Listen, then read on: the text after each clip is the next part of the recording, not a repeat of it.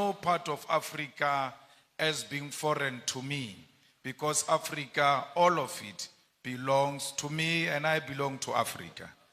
It is a humbling honor to be invited to address the launch of the prestigious Pan-African Institute, which is targeted at creating intellectual collaboration and unity amongst the people of the continent. Let us therefore begin by congratulating you on this initiative, which is long overdue in light of the importance of the continent to reclaim its intellectual and academic identity within the global community in general. We know that ideas are at the core of the African capacity to chart its own destiny within the community of the world. Intellectual sovereignty has to be forged through research and development that is steeped in African experiences, African problems, and African questions. The economics of the African Academy have been part of the modalities of the broad draining of our resources. Because of lack of dedicated funding, many thinkers in the continent are taken in the general brain drain driven by Euro-American institutions. As we have seen over the decades, there is no way Euro-American is going to fund an intellectual project that will see Africa truly become intellectually sovereign. A truly sovereign Africa is a threat to the imperialist establishment that continue to determine the agenda and control of our resources. It is also inspiring to see that our esteemed Prof. Lumumba and those who are joining him in this initiative have chosen our continent, and Kenya in particular, to establish an intellectual research and knowledge institution. Accordingly, our first duty is to call on sons and daughters of the continent, both based here and in the diaspora, to jealously fund this institute and ensure that it create and charts a unique Africa based on an original thought, because we have a duty to chart our own intellectual path. We are also inspired by the fact that the Institute concept of Pan-Africanism includes all people of African descent. That is, those in the continent, the Americas, Caribbean islands, Europe, and Asia. This is because wherever they are found, people who look like you and me continue to be treated as an inferior race. When you see a black person, when you see an African person, everywhere else in the continent, in the diaspora, and all over the world, please be kind to African people, for because they are a hated nation. Wherever they are being enslaved, they are being tortured, they are being harassed. No one shows them love. But you, as an African who claim to be a Pan-Africanist, you have a responsibility to show fellow Africans love and care. The violent, genocidal, and catastrophic transatlantic slave trade and colonialism are the historical twin towers that plugged the humanity of Africans into the dark night, which to this day seem to have no end in sight. The image of the African as a black and subhuman was forged through massive and violent enslavement of millions of African people sold in the Americas as properties of white colonial settlers. In the coastal and mainland villages of West Africa, through the gun, the dogs, and the spears, African communities were plundered, captured against their will, and chained like animals. At the ports of Ghana, those chained, naked, and malnourished bodies of men, women, and children were scaled, measured, and sold for gold, silver, or livestock. They were put in those gigantic ships that crossed thousands of kilometers of the massive body of violent and cold waters of the Atlantic Ocean. Millions will not survive the dangerous voyages on sea. They will die of disease, starvation, or pure mental illness. Many will be offloaded alive, thrown into the deep waters to ease navigation during the storms of the violent seas. It is on those cold Atlantic Ocean's waters, deep in the bottom of the ocean, that many carcasses of African people, their bones lay rotten in chains and swallowed by the sea. Those who survived and on arrival in the Americas were forced to work in the different plantations of white men. From the voyage ships to the plantation, the image of an inferior African was being constructed through brutal force. Then began the violent colonial conquest for settlement aimed at our natural resources that defined our native continent. The white man sought to rule Africa and here designed a system of racial segregation, racial humiliation, racial abuse that lasted for many centuries. The colony and the plantation, with the voyage slave ships in the middle, were the perfect technologies of recreating the African into a subservient being whose only survival in the modern world must always be through wide tutelage, supervision, and approval.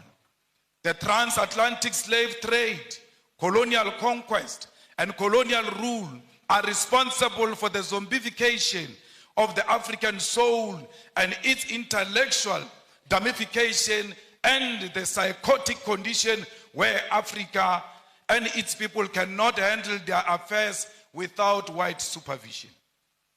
As both an intellectual project and a program of revolutionary change, Pan-Africanism is first the recognition of this terrible history, which by all definition remains a world history that has cast the African into a global identity of inferiority amongst people of the world. Pan-Africanism is never forgotten noise of the painful cries of those captured slaves whose black bodies were swallowed by the Atlantic Ocean from the slave ships. It is the agonizing cry from the brutal violence suffered by the black slaves in the sugar, cotton, and corn plantations from Georgia to Sao Paulo.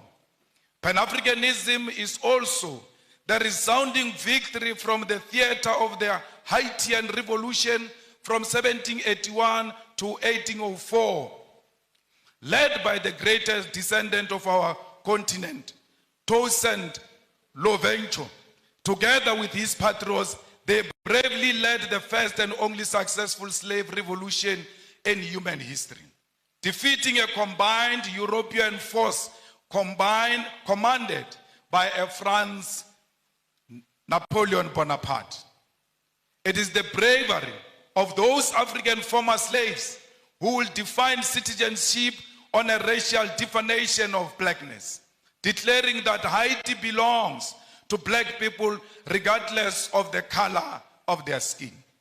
Pan-Africanism is also the anger emanating from the countless defeats suffered by the patriots, the brave soldiers like those of Mau Mau and Bambata rebellion, defeated at the hands of the brutal British colonial forces.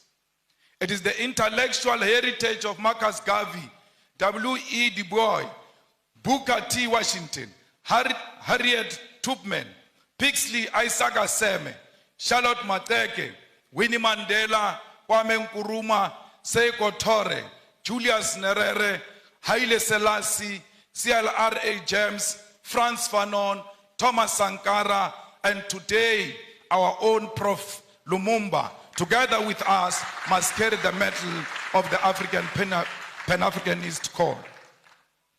Pan-Africanism is a set of ideas written in chains with blood, spear, and the unforgiving guns of the sons and daughters from the Algerian Revolution to the Battle of Kutoko-Naval.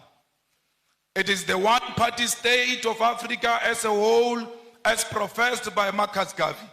It is Ami Caesarius' negritude, Kwame Nkrumah's African socialism, Steve Biko's Black Consciousness, Julius Nyerere, Ujamaa.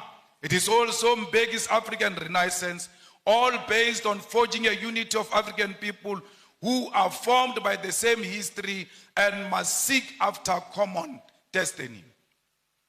It is the architectural achievement from the Pyramid of Egypt to the cities of Mapungubwe. It is the industrial invasion by Garrett Morgan, traffic lights, Frederick Jones, refrigerated trucks, and Alexandra Miles, automatic elevator doors. It is the cultural movement in jazz, R&B, reggae, funk, blues, kwaito, juju Nigeria, Chimorenga Zimbabwe, Makosa Cameroon, and Benga Kenya. It is the novel Things Fall Apart, The Devil on the Cross, Maru, The Trails of Brother Jeru, Songs of Solomon, and Notes of Native Son. It is the artwork of Gerald Sekoto, Chike Anyako, Oche Okeke, Edmonia Lewis, the religious movement of Bishop Lekhanyane, Manku, and Shembe, the Coptics of Egypt and the Ethiopian Orthodox Christians, as well as Islamic denominations from Tunisia, Nigeria, Kenya, all deserve a place in the rich thinking and knowledge about Africa and its people. It is true that Pan-African call has also been prophetic, carrying important cautions that those who conducted the project for the rebirth of the African continent in the post-colonial context have not heeded to. In the pages of Frantz Fanon, Ratchet of the Earth, lays a critique which, since independence in the 1950s to this day, leaders of African people have failed to give programmatic response to this call. First and foremost, the Pan-African call is a call for African unity, not cooperation, collaboration, or coexistence. Many of you confuse the unity of Africa to mean collaboration or cooperation. We don't want to cooperate. We don't want to collaborate. We want to be one, and being one means we must share the same vision and the same direction. Yet many over the past half a century have chosen cooperation which has given way to neo-colonialism. That is to say, for African leaders to continue colonialism without direct rule by colonialists.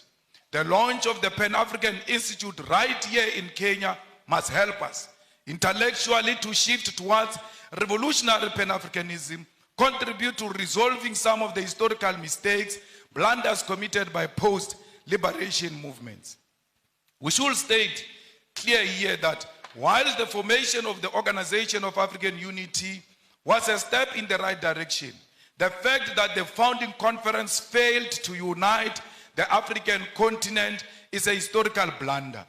President Kwame Nkrumah, Seko Tore, and Emperor Haile Selassie prophetically said that the failure to unite the African continent will give rise to the neo-colonialism and that African continent will perish. The revolutionary Pan-Africanist ideological and political diagnosis of the future was correct. The future is here. 50 years later, we know that we remain visitors in our own continent. We know that our resources benefit Euro-American than our own people. This is despite most African countries gaining independence from colonial rule since 1957. Massive, huge tracts of land, our mineral resources, our animals, our oceans are still owned and controlled by the colonial masters. There are no countries in the entire African continent that have gained full economic emancipation and independence. And this includes Ghana, which was the first to lead the road. Till to date, it can't claim that Africans in Ghana own the means of production.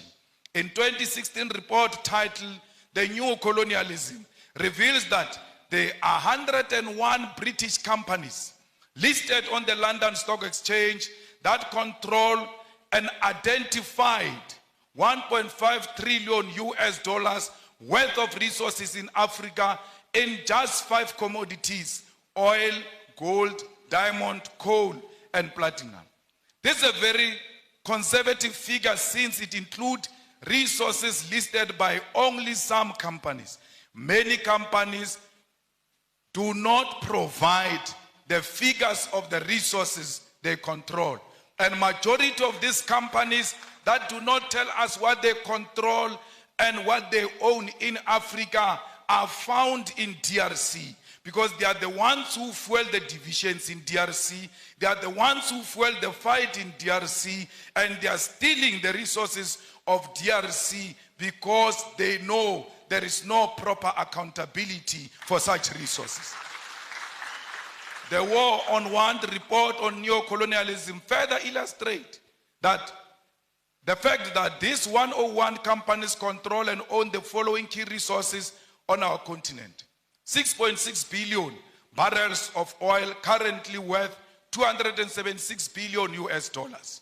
They control 79.5 million ounces of gold, worth 119 billion US dollars. They control 699.3 million carats of diamonds, worth 134 billion of US dollars.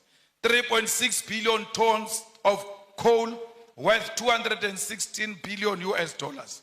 287 million ounces of platinum, worth 305 billion US dollars. These are the numbers that reflect British neocolonialism in the African continent. I've not spoken about what French companies are doing. The Portuguese continue to play a significant role in the economy of Mozambique and Angola.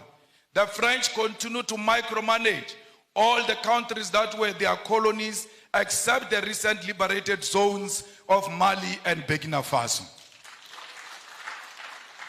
Comrades, the French are brutal, to a point that post-colonialism, they still make certain African countries to pay colonial tax to France. The French are brutal because some of their former colonies, their reserve banks are still in France. They are not in control of their own economy, yet they claim to have an independence. We, as progressive Pan-Africanists, must fully associate with and support all revolutionary actions of fighters who are removing puppets of French imperialism from political office and power. Not all these actions are revolutionary, because we must be careful of French-sponsored coups in Africa, where we think there is a revolution taking place in Guinea-Conakry, only to find that there is a French puppet who seeks to replace those who were there before. There is nothing revolutionary about the Guinea-Conakry coup. We ought to separate that there can never be a revolutionary coup that reinforces French imperialism on African soil. Anyone who comes into political office under the pretext that they are fighting a French puppet, while knowing they are the French puppet themselves, must be isolated by progressive Pan-Africanists. All French soldiers and military must leave the African continent, and this also should apply to neo-colonial military bases, including the African Command Center of the USA. We don't want the army of America. We don't want the army of France here. We don't want the army of anyone. We want African army on African soil. The Pan-Africanist Institute should therefore provide ideological, political, and technical weapons to all progressive forces of the African continent to fight against colonialism. There is a political trend that is being accepted by African heads of state and government, where one country convenes all 54 heads of African states and government. The United States of America, France, China, Russia, and United Kingdom convene all 54 heads of states and government for a meeting, and they all go following each other like Casey and Jojo as heads of states to listen to one head of state, 51 of them. Sometimes they disrespect them to a point where they put all 54 heads of states of Africa in a school bus to go and listen to one head of state. What happened to these men? Because all of them, majority of them are men. What happened to these fathers who go and bow combined to one man? Even if he's Putin, why would they all follow each other and go and listen to one person? What happened to their dignity and their authority as leadership? They must have leadership qualities to know that Putin is equal to them, that China is equal to their own single country, irrespective of their size, because what matters is sovereignty. And if China recognizes that sovereignty, will respect the president of that sovereign country as an individual. Comrade, Kwame Nkrumah noticed this when he said that neocolonialism also means the following: breaking up former large united colonial territories into a number of small non-viable states incapable of independent development.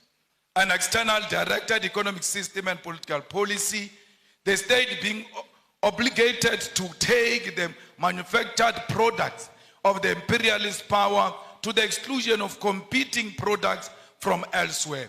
Payments towards the cost of running the state to ensure control over government policies, and foreign capital is used for the exploitation rather than the development of less developed regions.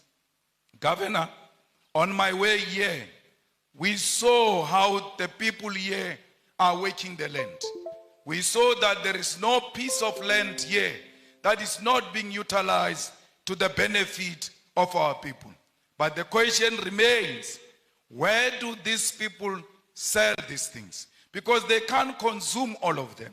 Yes, they must produce to feed themselves and feed the whole Kenya and feed the continent and the world. Is the government buying food that is produced fresh from this soil, or do we have companies that are owned by white people in Nairobi who bring finished products into the land that has got products that can be bought directly from our own people? We say people must work the land. After they work the land, their own governments in Africa do not procure from those people. Because if it does not have a white color, they don't like it. Our leaders like their colonizers more than us. That's why they always seek after anything that looks like colonizers. 10 years ago, we as revolutionary activists and visionaries from south of African continent started a revolutionary socialist movement and Pan-Africanist movement, the EFF, Economic Freedom Fighters.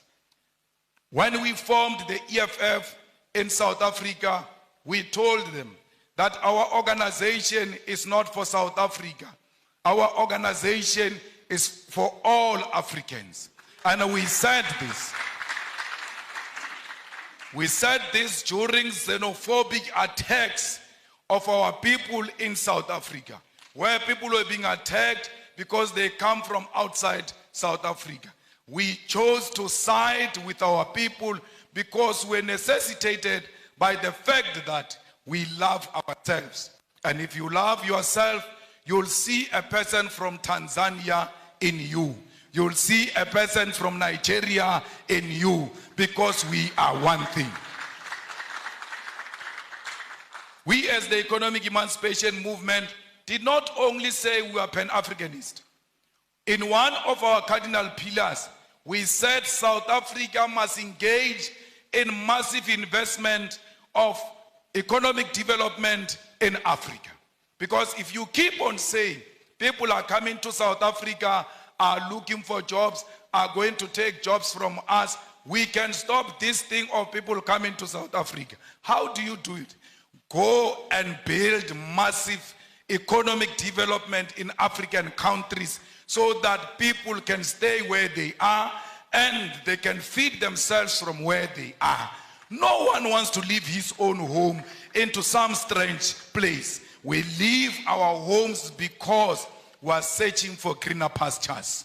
If there is an ESCOM in South Africa which is failing to give us electricity, but when it was well and still running according to how we wanted it, ESCOM had the capacity to electrify the whole of Africa.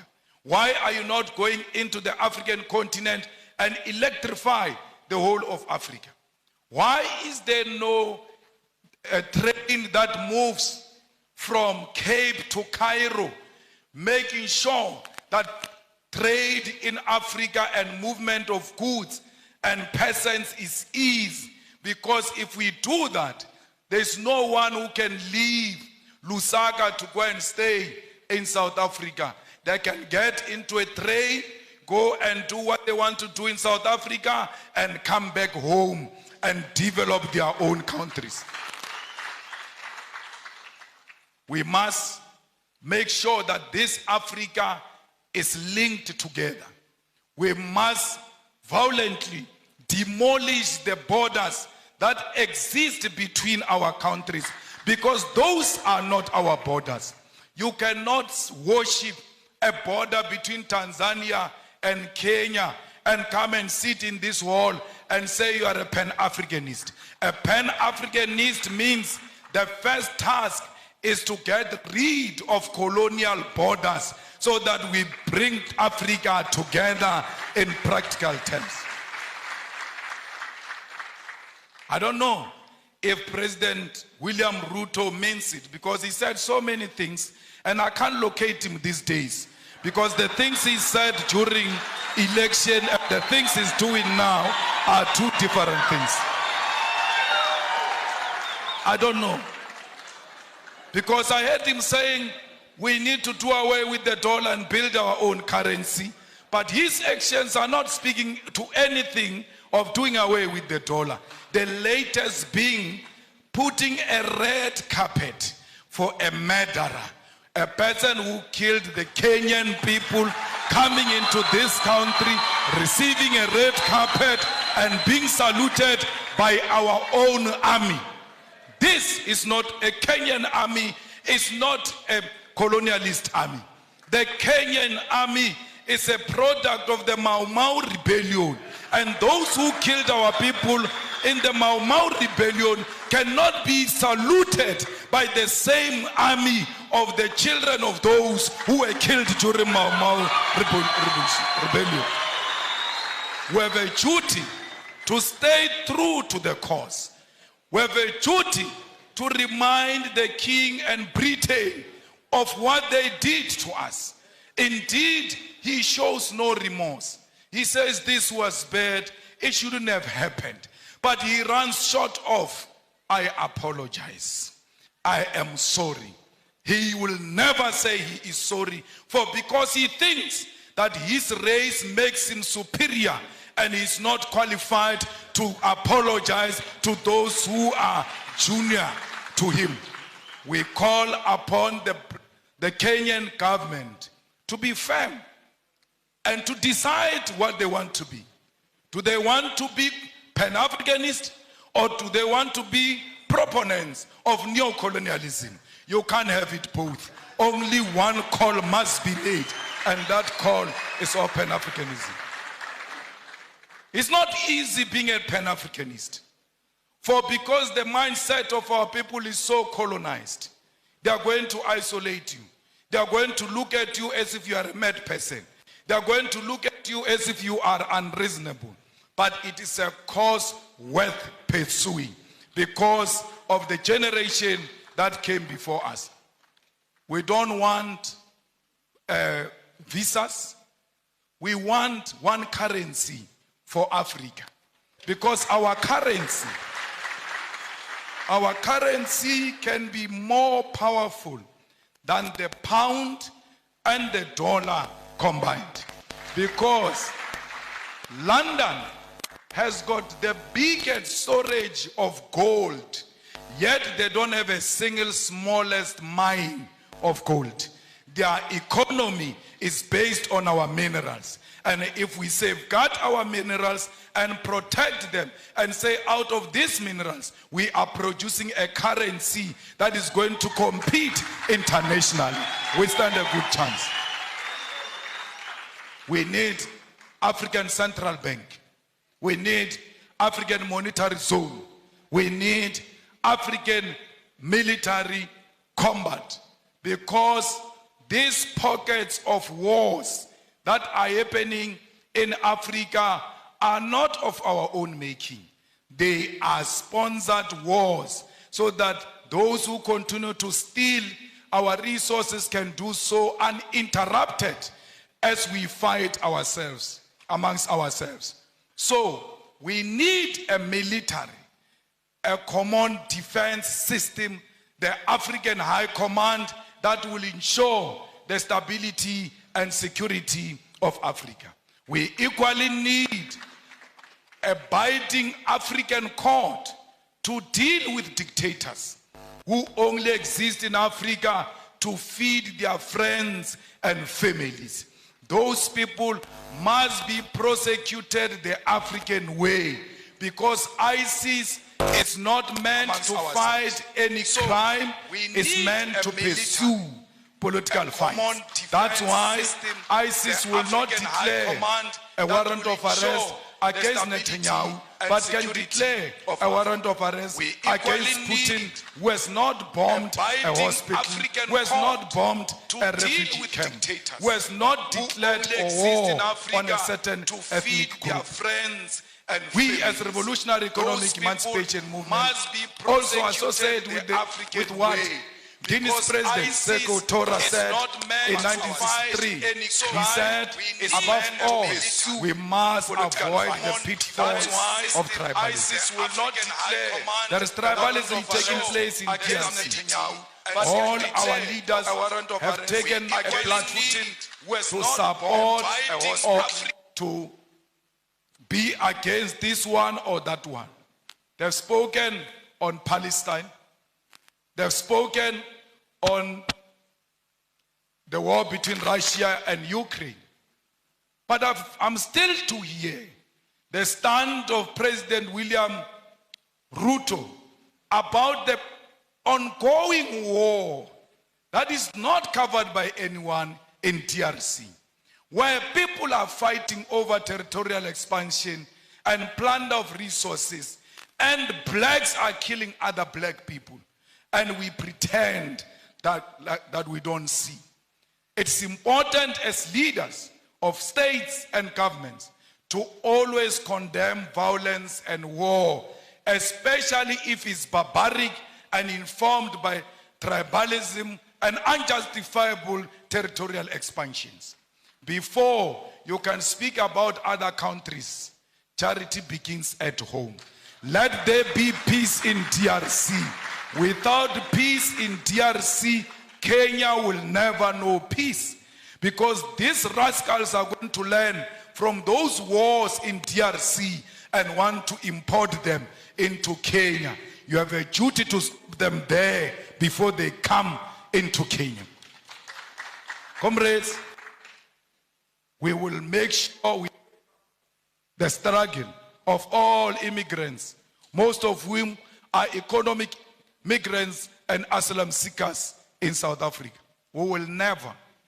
In South Africa, they say to us, if you want to be elected, you must declare war on illegal immigrants. And illegal immigrants, they mean Africans. We have refused as the EFF that we will never declare war on any immigrant, illegal or legal. Illegal according to whose law? Because if you are illegal, you should have violated a certain law. Which African law did these people violate when they came to this side of Africa? Because they are still in the same territory of Africa. They are at home when they are in South Africa. We wish to tell them we're going to elections next year in South Africa. We wish to reiterate that, and we tell them all the time, if they want to elect us on the basis of xenophobia, they can keep their votes. We are not disparate for votes. We are disparate for the unity of Africa. And that's what we want to achieve in our lifetime. Remove the visas as an immediate step. And I heard Kenya is going to do that by December. Perhaps I must come back here in December unannounced. So to test if indeed President William Ruto means exactly what he said when he said there won't be visas in December. Maybe I must sneak in and test without applying for any visa and just give them the South African passport and say I'm coming home.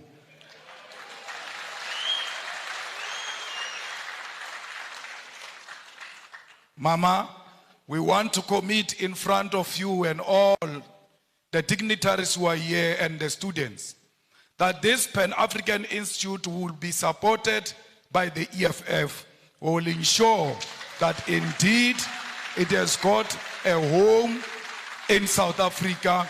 We will not only support it verbally, we will put money into it, we will pay the staff members of the institute, we will also pay the offices of the institute, because we believe that we must speak one language as Africa.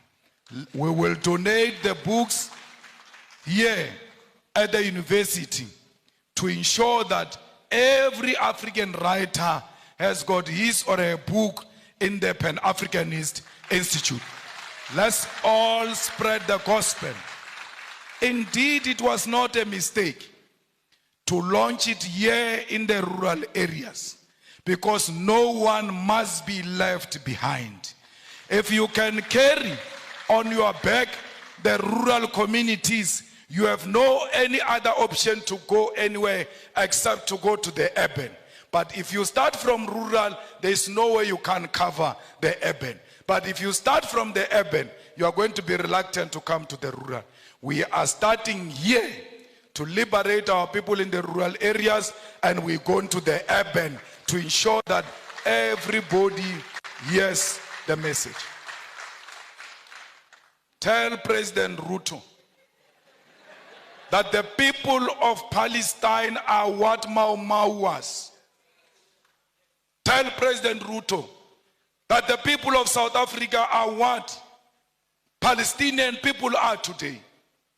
Where our land get encroached, where our land just get taken, and we get killed on our own land, we get tortured on our own land, we get imprisoned on our own land. When we fight, they say we are terrorists. This Nelson Mandela you celebrate, for 27 years, he was in prison because he was a terrorist. What crime did he commit, which the Palestinians are not committing? His crime was to fight for the liberation of the people of South Africa and the oppressed world all over, including the people of Palestine. It can't be correct that President Ruto, knowing the history of this country and the history of South Africa, comes and tells us that it's with Israelites. Our war is not on Jewish people. Our war is not on pregnant women, Jewish pregnant women. Our war is not on Jewish children. Our war is against a Zionist apartheid state of Israel, and that's what we are fighting.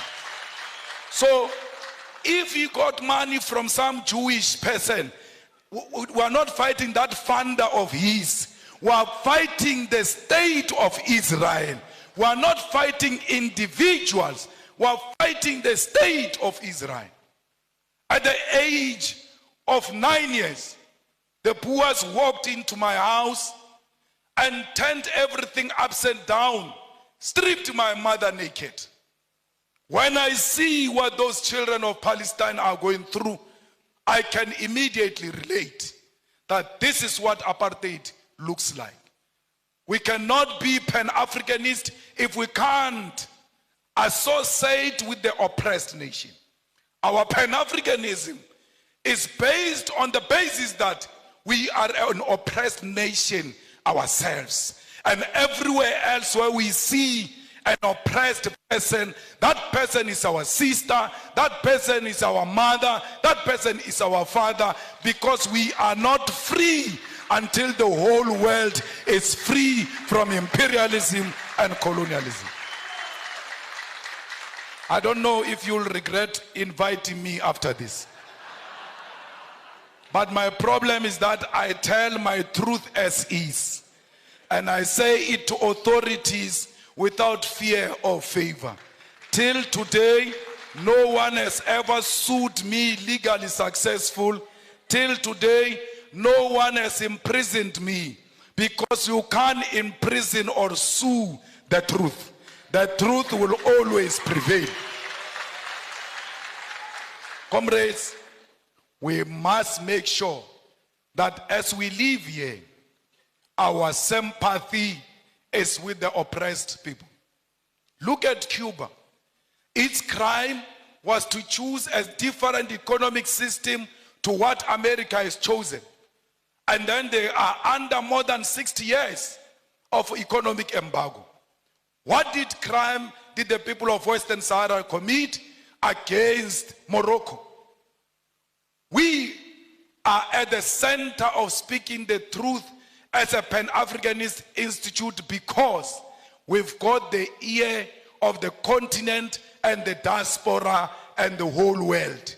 And this organization we are launching today, Prof, will live forever and ever, because you only speak the truth yourself to power.